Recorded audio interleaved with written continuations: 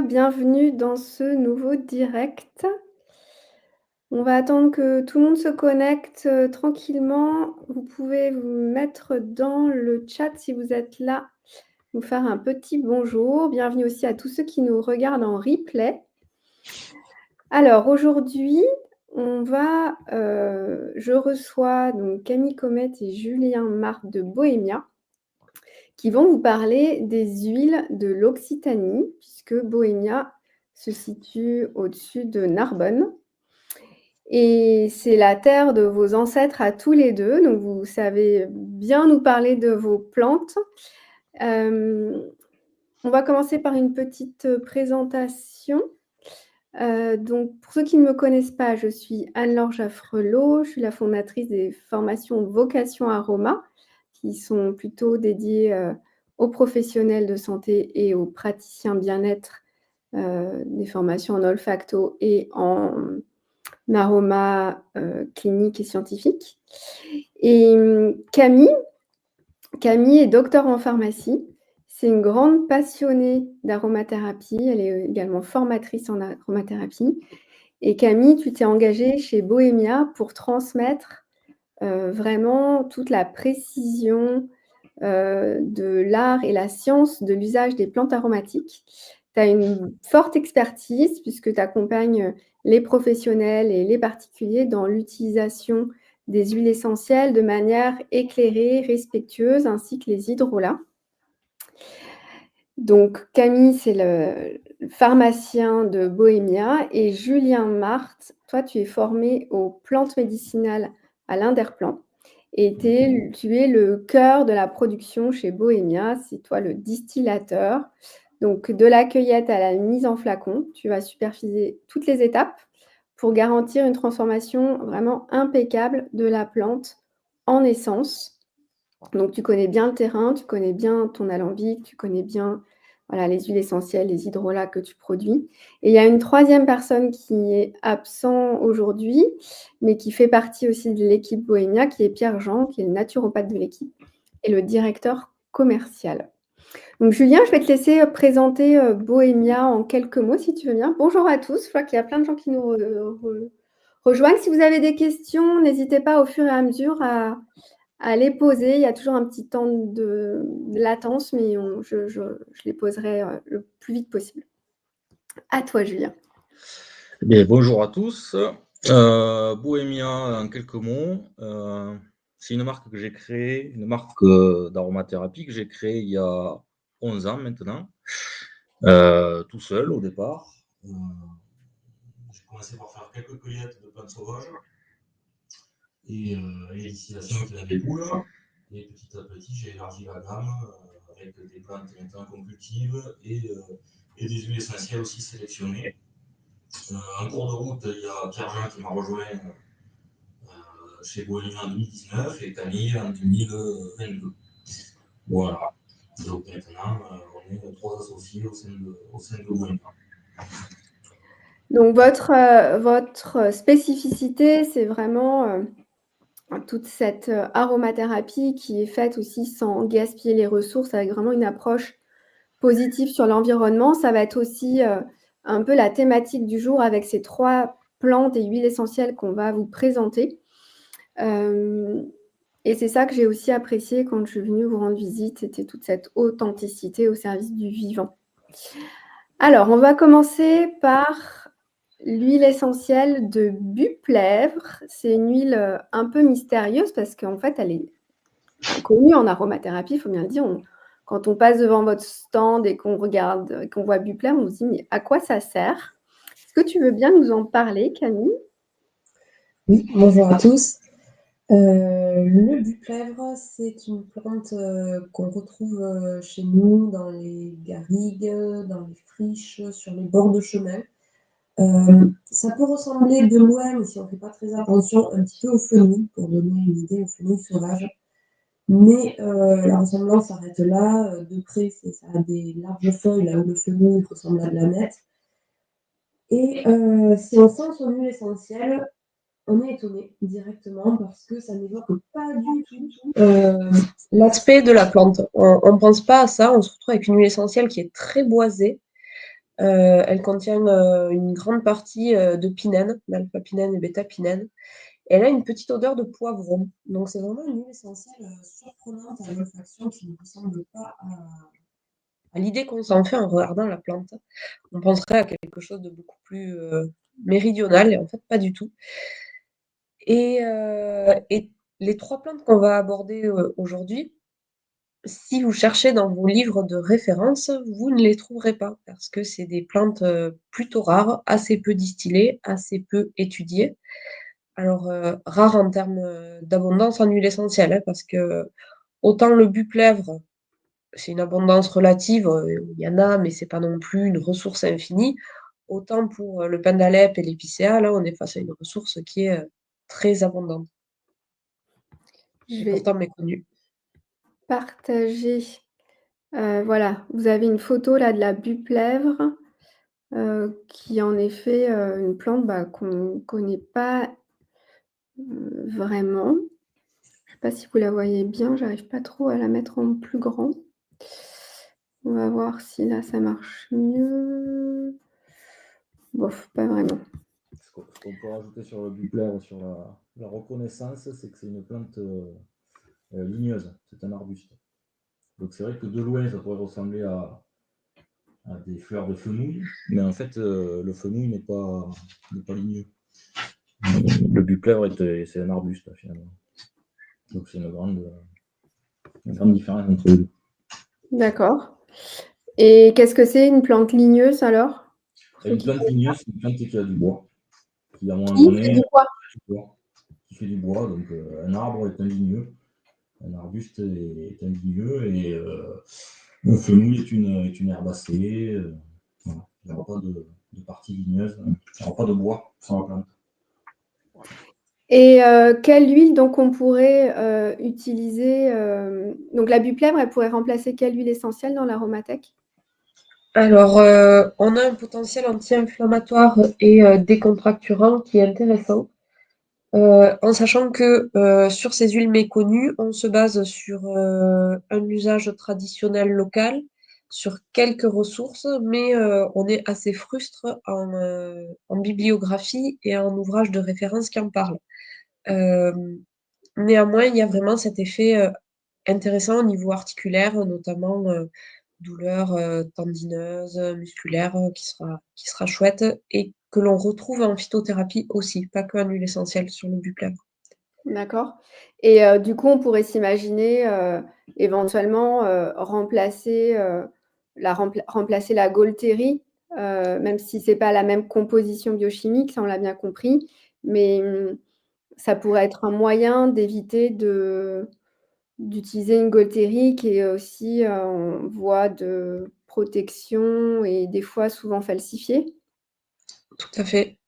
On est sur une ressource à ce jour qui est quand même, sans être abondante, qui n'est pas menacée. Sur le buplèvre. Sur le buplèvre. Oui, mais c'est pas menacé. Donc, qui est locale et qui est très intéressante, alors qu'il y a une odeur plus agréable que la Gaultérie, pour le coup. Disons que c'est vraiment très différent et il me semble que c'est considéré comme une mauvaise herbe en plus la buplèvre par chez vous ou pas spécialement? Non? C'est neutre, quoi, c'est une plante qui laisse indifférent. Ouais, c'est une plante qui laisse indifférente, elle n'est pas connue, donc les gens passent à côté sans trop la regarder, sans trop savoir à quoi ça sert. D'accord. Au-delà de ça, par rapport à la Gaultérie, c'est vrai que ça pourrait remplacer, mais sans remplacer une essentielle par une autre. Moi, j'aime dire aussi, tu vois, on a d'autres plantes en garrigue qui sont. On a des plantes assez intéressantes au niveau articulaire de la garrigue.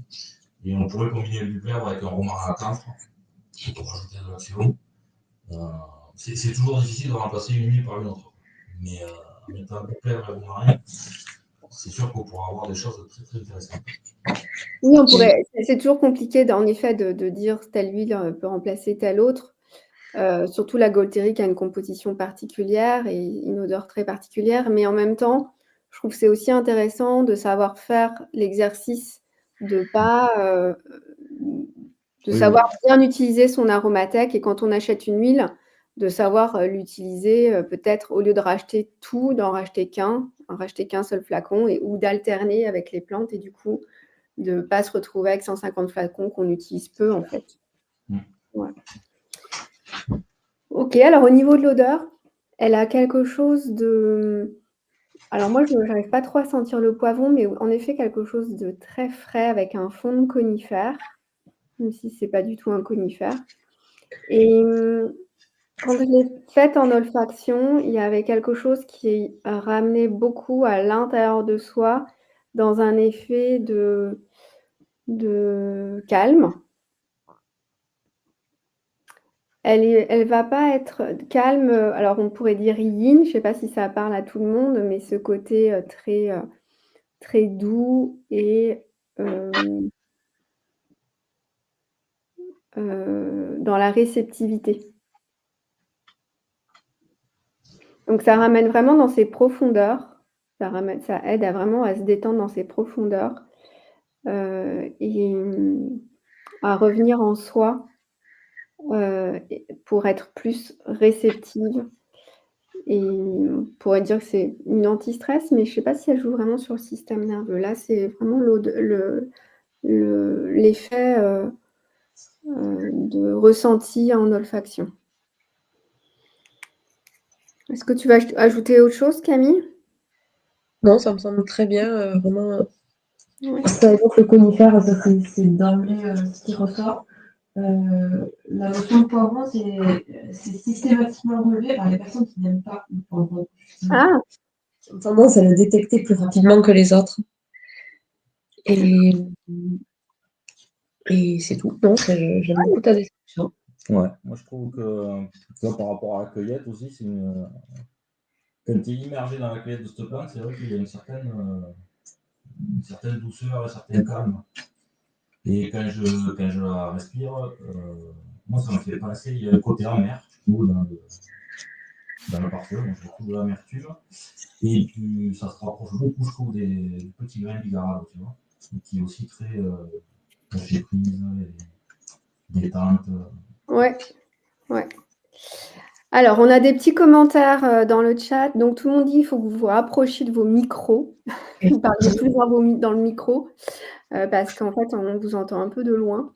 Il y a une question d'Émilie qui demande si la buplèvre est photosensibilisante.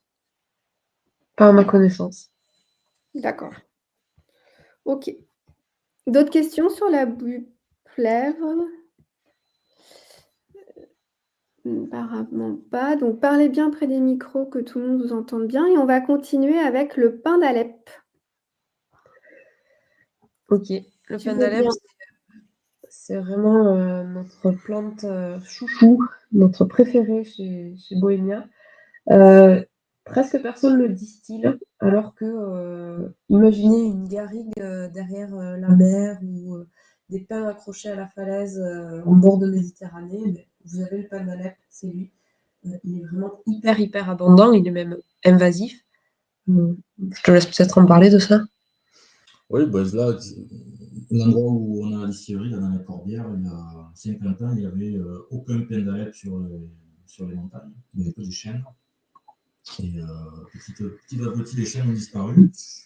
Les pins d'Alep ont commencé à prendre la place sur la montagne. Et en fait, c'est une plante, c'est une des premières plantes, une plante pionnière après l'incendie. Donc, sachant que la Méditerranée est souvent soumise aux incendies l'été, et derrière, il y a beaucoup de pins qui repoussent. Et voilà, donc c'est un arbre qui est devenu invasif en Méditerranée. Après, invasif, c'est un grand mot, hein, c'est pas dangereux, mais ça peut acidifier les sols. Sous les pins, il y a moins de choses qui poussent. Et c'est surtout un arbre qu'on n'utilise pas vraiment, quoi. En termes de bois, c'est un bois assez. Le tronc n'est pas très droit, donc ça ne sert pas vraiment pour faire des planches. Ça va être plutôt utilisé pour faire des plaquettes, des palettes, par exemple. Pour faire des quoi? On n'a pas compris. Et des plaquettes de chauffage et des palettes. Donc, tu vois, c'est pas une œuvre pour faire des meubles ou pour des constructions, etc. Oui. Il est beaucoup trop tordu. Et c'est vrai qu'il y a quelque chose à faire avec la distillation de cet arbre, quoi, finalement. Voilà, et donc on peut en couper quelques-uns, ça ne fera pas de mal aux garrigues parce que finalement, voilà, il a commencé à coloniser beaucoup trop les garrigues. D'accord. Donc là, c'est intéressant parce qu'en fait, c'est une ressource très abondante qui pousse donc après les incendies. Donc facile, voilà, limite plante invasive. Et donc l'huile essentielle pourrait être vertueuse dans le sens d'utilisation de cette ressource. Et Camille, toi, tu veux en parler Oui, j'ai un gros coup de cœur, moi, pour cette huile. Alors déjà, son odeur, tu vas nous en parler, mais c'est un petit peu le pain sylvestre à la plage, quoi. Il y a quelque chose de très méditerranéen, d'ensoleillé dans son odeur, à la fois résineuse et qui évoque le soleil. Et elle a une composition qui est assez extraordinaire pour une plante métropolitaine, c'est qu'elle contient 21% de bêta-caryophyllène, donc une molécule de la famille des sesquiterpènes qui a un potentiel thérapeutique extraordinaire. On le retrouve dans le copaillé, dans le poivre noir, mais qui sont des ressources exotiques, dans le tulsi aussi. Et ensuite, on passe, ça c'est des plantes qui ont plus de 21%, et après c'est dans des proportions moindres, par exemple dans la girofle. Et cette molécule, elle est antidouleur, c'est-à-dire c'est un anti-inflammatoire, c'est un antalgique, elle est réputée également anesthésique, elle a un potentiel antispasmodique. Donc on va pouvoir envisager l'utiliser pour traiter toutes sortes de douleurs. Et en plus de ça, elle a une excellente tolérance. Donc c'est vraiment, là je parle vraiment de la molécule, mais qui est présente à 21%. On est sur une composition vraiment bluffante et pour l'avoir testé, super efficace, effectivement, pour soulager des douleurs. On parlait juste avant de remplacer des huiles. Je ne sais pas si c'est dans l'idée de remplacer, mais en tout cas, j'ai une synergie que j'utilise de plantes uniquement locales avec du romarin à camphre, de l'hélicryse et du pin d'Alep. On pourrait rajouter un petit peu de buplèvre éventuellement, mais ça fait un mélange vraiment hyper efficace et 100% local. Donc j'aime bien cette synergie. Et quand tu dis une bonne tolérance, c'est une bonne tolérance cutanée? C'est une bonne tolérance en termes de toxicité en général pour la molécule isolée. Alors, c'est toujours délicat de parler d'une molécule isolée et d'extrapoler à une huile essentielle dans son Oui. totum. Donc, voilà, on manque encore de ressources sur cette plante. Donc, si vous voulez faire des recherches dessus, allez-y.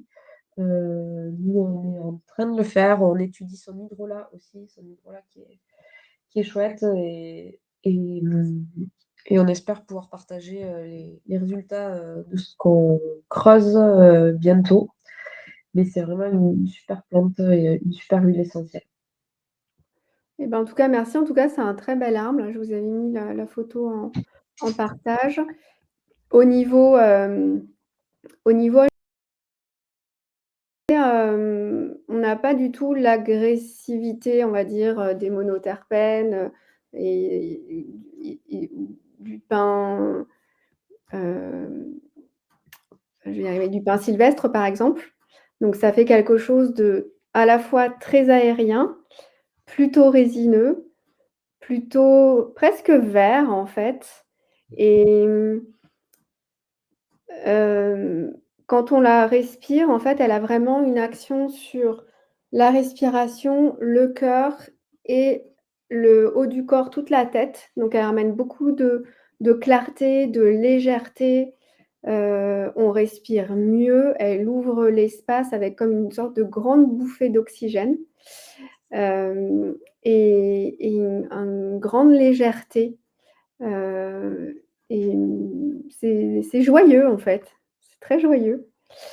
Donc j'ai trouvé très, très agréable à respirer et pas du tout agressif ou encore une fois, sur certains, conifères, il y a un moment où vraiment on sature. Là, elle est d'une grande douceur et en même temps, on peut sentir ce côté énergisant, mais pas hyper stimulant non plus.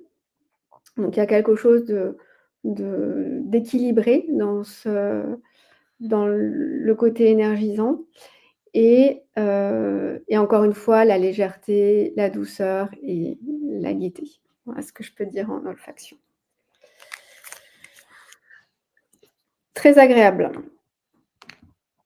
Est-ce que vous avez des questions au sujet du pin d'Alep?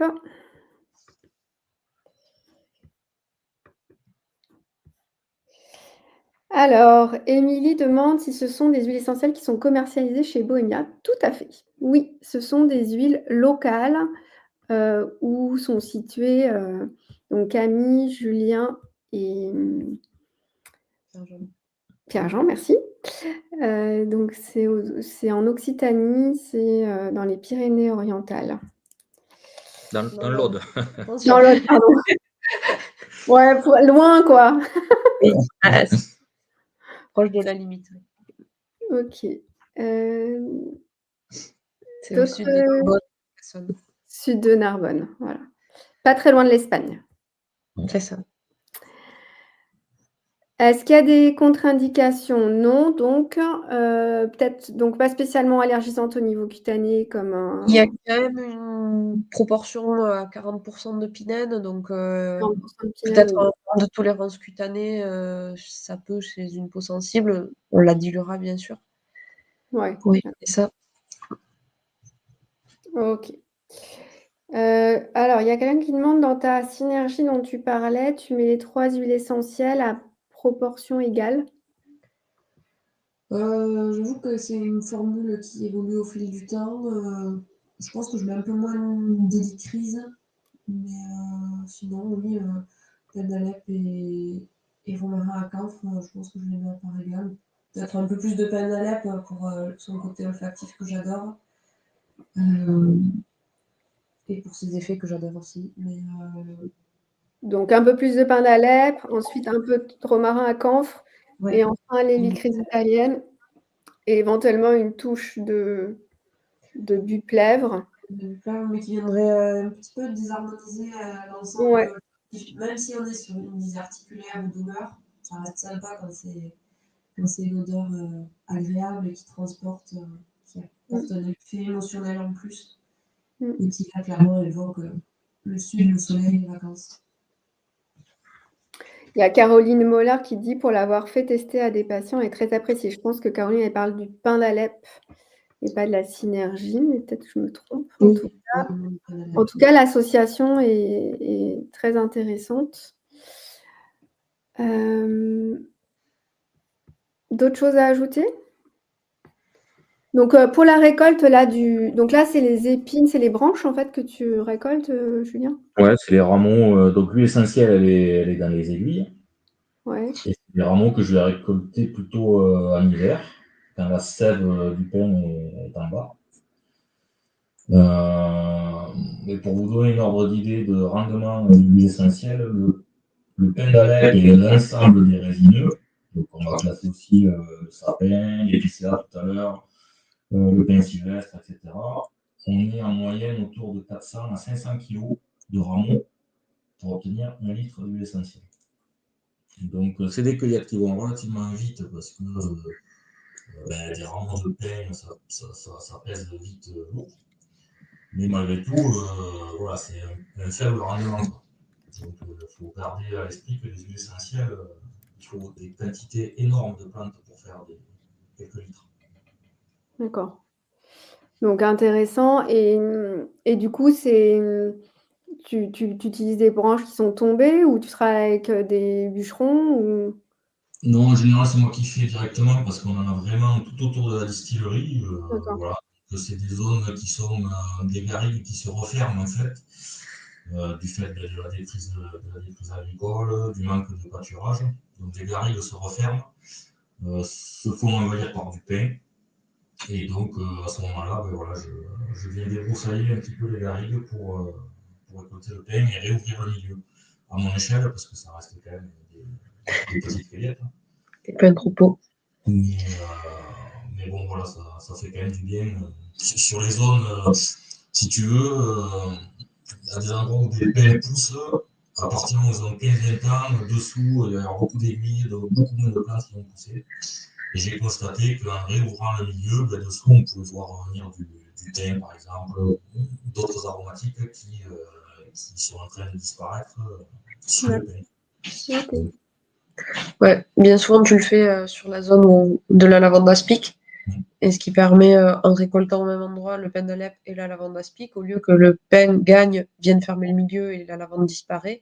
Au contraire, quand on récolte, bon déjà ça fait de la place, et en plus on récolte la lavande aspic au même endroit, on tombe des graines en la récoltant, et le milieu lavande aspic gagne du terrain contre le pain. Donc, c'est une goutte d'eau sur l'ensemble du territoire, mais voilà, côté thym, côté lavande contre le pain.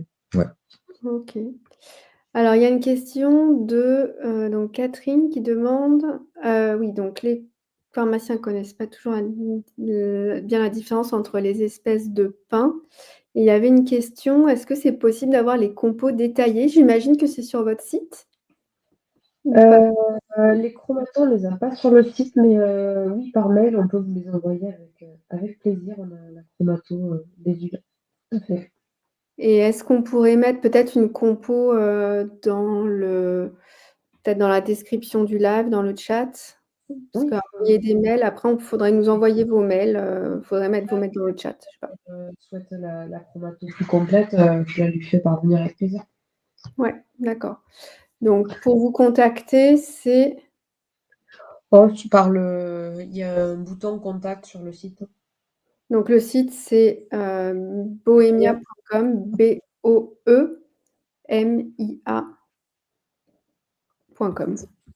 Ouais, -aroma.com. -aroma.com. Ah bah, tu vois, c'est pas au point. Alors, attends, je vais essayer Donc, de. Bohemia sur Google ou autre moteur de recherche. Attends, je vais essayer. Bon, on trouvera un moyen de vous envoyer les compos. En tout cas, n'hésitez pas à nous contacter, soit sur message privé sur LinkedIn, soit sur le site, donc page contact à bohemia-aroma.com pour avoir des compos détaillés, les chromatos. Dernière huile. On est sur donc l'épicéa. L'épicéa, son nom latin, c'est Picea abies. Ça vous rappellera peut-être Picea mariana, qui est l'épinette noire qui pousse en Amérique du Nord. Là, on est sur une plante relativement abondante, puisqu'il y a beaucoup de plantations d'épicéa. Là, ça va être bientôt de saison au moment où on parle. Pour les personnes qui nous verront en replay, on est un mois avant Noël, et c'est un arbre qui est énormément utilisé en tant que sapin de Noël. Je fais le parallèle avec l'épinette parce que alors déjà on est proche, et on va retrouver un effet intéressant qui est l'effet cortisone-like, qui est très connu chez l'épinette noire pour son côté tonique en cas de fatigue, mais qui est que je trouve parfois un peu excessif, un peu raide. On le retrouvera aussi chez l'épicéa, mais de manière plus physiologique, je trouve, plus douce, et ce sera plus prendre la main pour vous relever que de vous bousculer, quoi, comme peut l'être, je trouve, l'épinette. Dans ces cas-là, on utilise, alors là aussi dilué dans l'huile végétale, puisqu'on a quand même une concentration alpha-pinène, bêta-pinène, plus limonène importante, donc risque d'irritation cutanée. On vient masser le milieu du dos en regard des surrénales le matin, sauf si vous comptez danser toute la nuit. Afin d'avoir cet effet cortisone-like. Ça se fait sur quelques jours pour ne pas s'épuiser aussi. Mais voilà, en termes de tonique, il va être intéressant. On retrouve le côté expectorant également. Alors, tu vas nous décrire son odeur avec ton talent, mais on retrouve cette notion de limonade. On retrouve aussi, il porte bien son nom, ce côté épicé. Et pour l'utiliser comme antiseptique atmosphérique, ça pourrait être intéressant pour varier des conifères peut-être plus connus et plus classiques. Ouais, il y a une petite note légèrement épicée. quand on le respire et on retrouve, un côté, très puissant. Bon, toutes les huiles ont quand même cette caractéristique olfactive d'être assez puissantes, enfin d'avoir cette sensation de puissance. L'épicéa, c'est, on ressent beaucoup de force, beaucoup de détermination, ça peut stimuler le courage, et en même temps, encore une fois, je sens pas quelque chose d'hyper stimulant, qui pourrait faire, mmh, qui pourrait justement être trop stimulé le système nerveux. Donc ça reste, encore une fois bien équilibré, et ça joue, indéniablement sur, tous les poumons, le cœur et au niveau mental, une sorte de force, psychique ou une détermination qui s'installe. Donc elle est très intéressante, je trouve, dans les périodes de fatigue là, de fin d'année où, bon, on commence un peu à rentrer dans l'hiver et avoir un petit peu un besoin de soutien à ce niveau-là, c'est intéressant.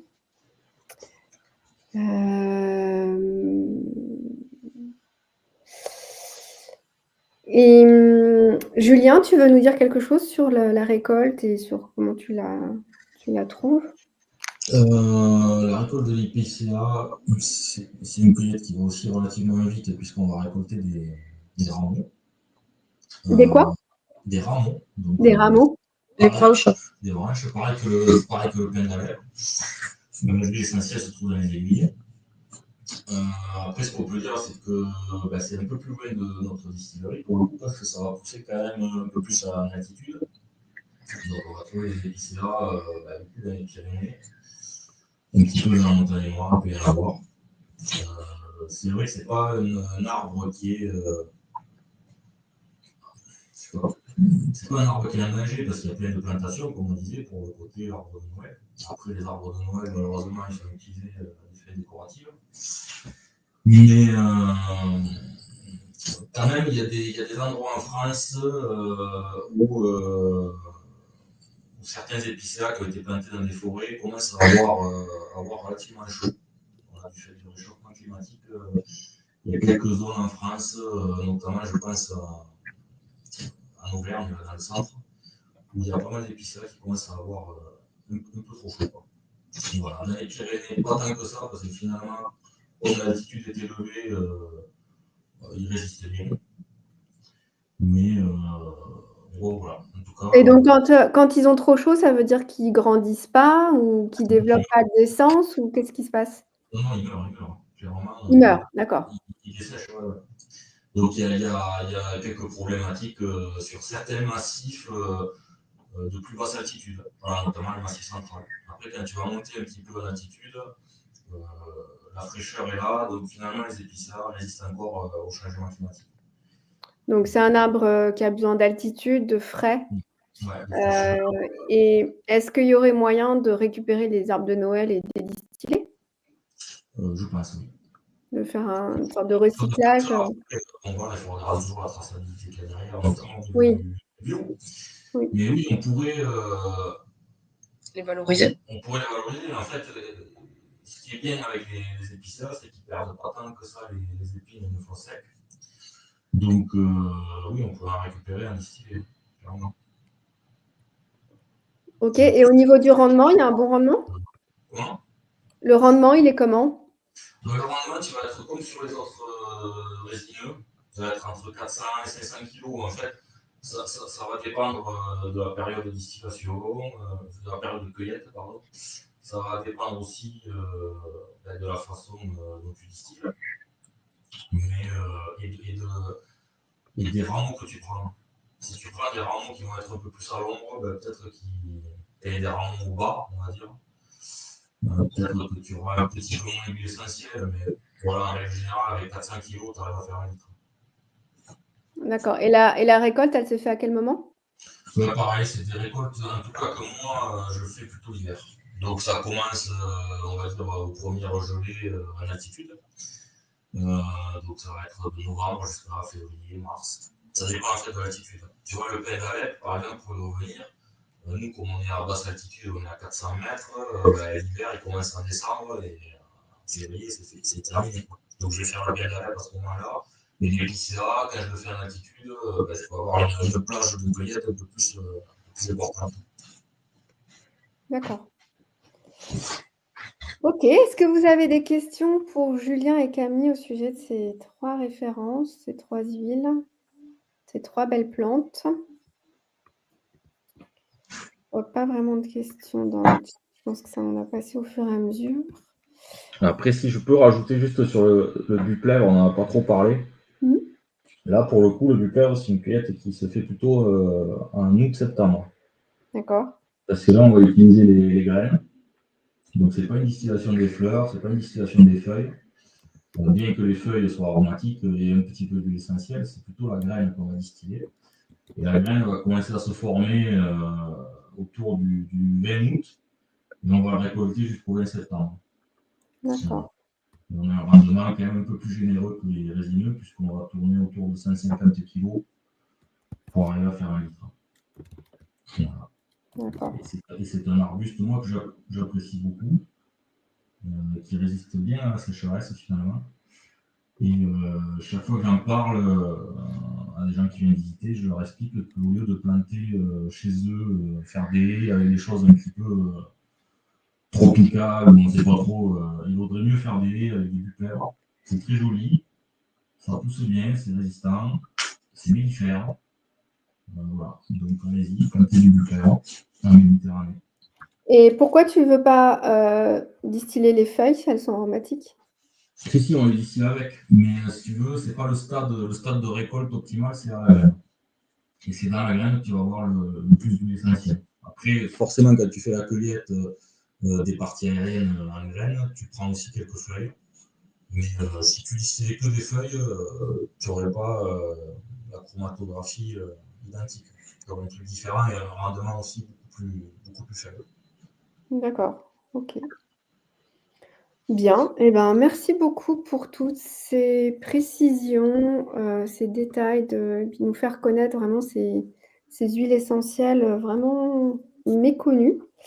Je vous invite en tout cas vraiment à découvrir, ces gammes, voilà, ces huiles essentielles. Elles ont une puissance à la fois olfactive et aussi, thérapeutique.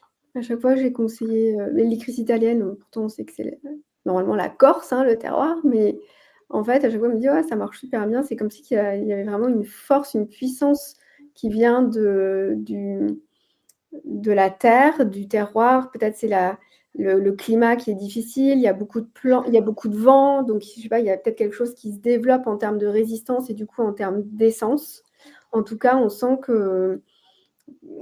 vraiment qu'il y a de la puissance dans ces flacons, quoi, et olfactivement et quand on les utilise pour l'aromathérapie familiale. Donc en tout cas, merci beaucoup pour tout ce travail, pour toutes ces présentations et ce travail de recherche aussi, parce qu'à chaque fois qu'on découvre une nouvelle plante, c'est des essais de distillation, c'est des tests, c'est de faire des chromatos, donc il y a quand même tout un peu un travail de pionnier de recherche à faire qui peut paraître long et fastidieux. Donc merci beaucoup pour ça. Et alors, il y a quelqu'un qui demande, est-ce que vous faites des cosmétiques avec ces huiles essentielles? Pas encore. Pas une gamme cosmétique. J'en fais un peu personnellement, mais non, on n'en a pas à ce jour. Après, il y a les hydrolats, donc on peut les utiliser en cosmétique. Oui, les hydrolats sont excellents en lotion tonique cutanée. Et je voulais ajouter une petite dernière chose. Merci beaucoup pour nous avoir permis de parler de ces 3 plantes mystérieuses. Mais dans les plantes plus connues, leurs huiles essentielles restent un petit peu boudées. Justement, on a parlé de la lavande aspic qui est bien plus que utile pour les piqûres de moustiques. Le thym, le romarin, qui sont des plantes extraordinaires qu'on a autour de chez nous. Alors, on n'est pas sur des mystérieuses, sur des méconnues, mais elles sont très peu utilisées finalement, alors que c'est de petits trésors. Donc, il y a d'autres plantes de la garrigue à redécouvrir, pas à découvrir tout court, et que je vous encourage à explorer également. Ouais. Il y a quelqu'un qui demande: «Et quid des hydrolats?» Donc j'imagine que vous avez les hydrolats équivalents Oui. à chaque c'est vrai qu'on n'a pas parlé, à chaque fois on a parlé que des huiles essentielles. Est-ce que vous pouvez nous dire 2 mots ou c'est encore aussi un peu en terre d'exploration? De manière générale, oui, les hydrolats sont assez peu explorés. Alors ça vient, il y a de plus en plus d'ouvrages de qualité qui sont publiés sur le sujet, de plus en plus de recherches. Je veux dire deux choses contradictoires. On peut considérer que parfois, enfin, bien souvent, on retrouve les propriétés de l'huile essentielle sur l'hydrolat. Et en même temps, on ne peut pas extrapoler exactement parce que en ce moment, on fait des chromatographies d'hydrolat et on a des surprises. On retrouve des molécules qu'on arrivait à peine à détecter dans l'huile essentielle et à l'opposé des composés, ça c'est assez logique, hein, qui sont assez peu solubles dans l'eau, qui disparaissent complètement. Donc oui, il y a un énorme travail de recherche à mener là-dessus et de communication à faire. Donc, c'est un sujet qui nous plaît beaucoup et on sera ravis de À en explorer reparler. dans les hydrolats, on est quoi? À 1 ou 2 de Non, COV? mais même pas. Même pas? Moins de Heu, 1%. moins de 1 et le reste, c'est une composition qui est propre à l'hydrolat, en fait et à la plante et et c'est là où, quand on vient de l'aromathérapie, on est un peu perdu parce qu'on n'a pas de référence, donc on peut pas faire de comparaison et finalement, on extrapole en effet ses propriétés sur ce 1 de molécules que l'on connaît, qu'on sait identifier. Même si ce sont des molécules qu'on sait actives, il y a quand même toute une activité, de synergie avec tout le reste et c'est là où on peut découvrir de nouvelles propriétés et des sphères d'action qui peuvent être complètement différentes ou en tout cas complémentaires de l'huile essentielle. Donc de toute manière, je dirais que c'est une bonne complémentarité hydrolat-huile essentielle puisqu'on n'a pas la même composition et on a peut-être une synergie avec, de la plante qui va être intéressante à utiliser. Hydrolat, voie externe, heu, huile essentielle, diffusion, voie cutanée, olfaction, heu et l'hydrolat peut-être en voie interne aussi, les pins, vous les conseilleriez épicéa pour, le côté anti-inflammatoire en voie orale, on pourrait? Oui, et une notion de plus, on peut les utiliser pour le plaisir et en cuisine. Et notamment, dans mes chefs, vous avez fait une crème brûlée à l'hydrolat de pain d'Alep et c'était très bon. D'accord, oui. OK, super. Donc bien sûr, il y a pas de conservateur, on peut les avaler sans aucun problème et en même temps, ce sont des hydrolats qui se conservent très bien, Oui. heu parce qu'ils sont bien faits, tout simplement. Donc heu, donc en fait, c'est facile de les conserver, même si on connaît toutes les problématiques de conservation avec les hydrolats à composantes aqueuses. En tout cas, je crois qu'on arrive au bout de ce petit live. Il y a quelqu'un qui demande: «Pourrait-on avoir des contenants plus petits pour des hydrolats?» Ça, je sais pas. C'est des bouteilles de 200 ml? Nous, on a des bouteilles de 200 ml, ouais. Et c'est Par voie orale, si on fait une cuillère à soupe matin et soir, ça fait 20 jours ouais, une de vingtaine de cure, jours. Ouais. une vingtaine de jours, donc c'est quelque chose qui est assez cohérent. Et puis après, ils conservent vraiment bien, donc ça peut faire aussi Oui, ça peut faire plusieurs usages. ouais. Ils ont plusieurs utilisations, comme tu l'as souligné, donc après, ça peut Oui, venir. c'est vrai que c'est peut-être intéressant de peut-être avoir moins d'hydrolats que d'huile essentielle et du coup de les utiliser, un peu plus rapidement et en même temps, il y a des hydrolats que j'oublie qui restent et qui sont pas pour autant, inutilisables, donc c'est vraiment une histoire de qualité au départ, en fait, l'hydrolat. Oui, on a rajouté un petit logo sur les hydrolats avant de jeter, observer, sentir, goûter, parce que vraiment ils tiennent bien. Donc, Ouais. au-delà des idées qu'on se fait sur les hydrolats, même sans conservateur, quand ils sont bien faits à partir de plantes fraîches, distillés finement, à l'usage, ça fonctionne. Et on a fait des analyses microbio dessus pour aller au-delà de ce ressenti qu'ils étaient stables, et effectivement, ils le sont. Ouais, super, merci beaucoup. On arrive à la fin de cet, échange. Merci à tous tous les présents sur LinkedIn, à tous ceux qui vont regarder le replay. Merci à toi, Camille, à toi, Julien, pour toutes ces informations très précieuses. Et bonne journée à tous. Merci. Merci. Bonne journée.